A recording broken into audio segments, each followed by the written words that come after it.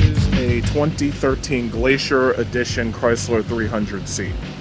Basically, it's the Chrysler 300C that you know from 2011 and 2012, with some options added on. For one, this Glacier Edition paint.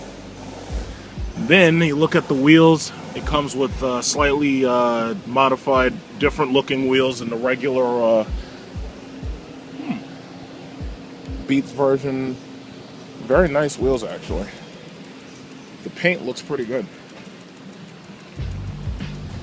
It's a very pretty blue.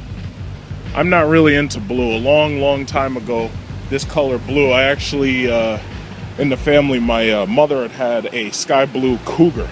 And it was actually this exact same color minus the pearlized option.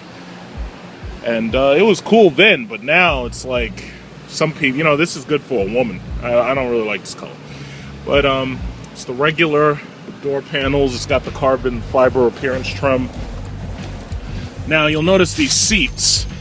These seats have like a cloth material in the middle, and they have leather on the side. When you get into it, it's your standard Chrysler 300, except this one has the Beats by Dre package. It's your standard 300. So this one has the manual pull wheel. It doesn't have the powered, which should have been already. It should have been a standard in here, but it's not. It doesn't have that. This one also doesn't have the heated and cooled cup holders. I really think all 300Cs might as well come with those, or at least the cars that they build for livery use should come with those, especially the luxury series. So this is basically it. This is the 300C Glacier Edition. It's a good looking car. It's got a decent amount of rear seat space. They changed the track of the seats to give it more space in the rear, but you know, basically it's the exact same car that I have minus the exterior appearance. Now, the exterior appearance, some people are mixed on it. Some people prefer the old first generation 300, while some people prefer the new one. And while the new one is refined, there are a couple of things that I'm not too crazy about, like the lower roof line. The lower roof line makes it so that I have to sit further back in this car than I have to sit in mine. Now, part of that is due so that you could see up here, you could see stoplights. When I'm at a stoplight, I end up having to peek and duck under, which can be quite annoying. And then there's this mirror. The mirror seems to be closer to me than it is in mine, or my SRT8. But other than that, it's straightforward. Like when this car first came out, they got a lot of praise for the materials. But to tell you the God's honest truth, some of the materials could be a lot better. Like these high impact polyurethane, probably these high impact foam composites. Those could be better in my opinion. I like these armrests that they have for the driver and the passenger. Those are nice. And some people argue with me about whether or not the Tesla Model S's interior is the best that the American market makes. And I do not agree that it is. Now, I'm not going to say the Chrysler 300's interior is better, but what I will say is the Cadillac XTS's interior is way better than the Model S. And the Model S, similar to this car, what they do is they kind of trick you by trying to make the cuts look a little bit more refined, but ultimately the materials really aren't. Like, for instance, this cowl. Like, this cowl, I don't see the reason why they need this. I would have made this all almost one piece.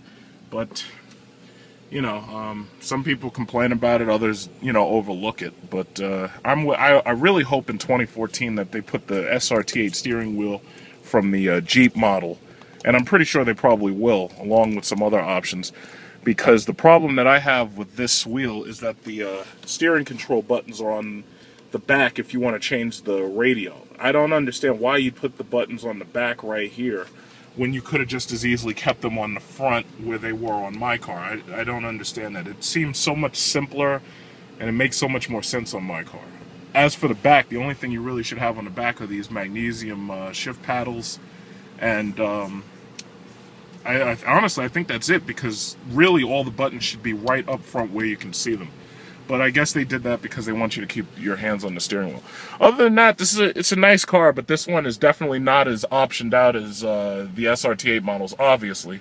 And it's not even as optioned out as some of the other 300s I've seen, like the Mopar version. Try not to mind the bird shit that seemed to have gotten on this car, but what we got is a $1,500 option that gives you the wheels and the Glacier paint. Then you have a $2,200 option, which is the premium for having the Hemi V8. To tell you the truth, the Pentastar V6 is actually a pretty good engine. It's too bad they don't just turbocharge that, because then you could get better fuel savings and not feel like you're losing by not having the V8. Panoramic sunroof, $1,500 as always. The Black's painted roof. This is something that they also did. In addition to having the Ultra View sunroof, they painted this part black instead of leaving that the body paint of the car. So that's actually a pretty good idea, because it helps it so you can mask the cuts that were made for the moonroof. That's pretty cool. It's not bad. So ultimately, a grand total is $44,330. Personally, this car would probably just as good if you had all the nav system, moonroof options, this, that, and the other, and the Pentastar V6, because unless you're buying the Hemi, this day and age, I really don't see the reason why you would absolutely want to have the regular Hemi V8, unless you absolutely carried a lot of stuff all the time and you wanted to be able to tow with it. Like if you always carried a high passenger load and your passengers happen to be heavy people. This one also doesn't have the safety tech package, but it does have heated mirrors. Not bad. If you're interested in this car because you can't find them elsewhere, leave me a message in my inbox.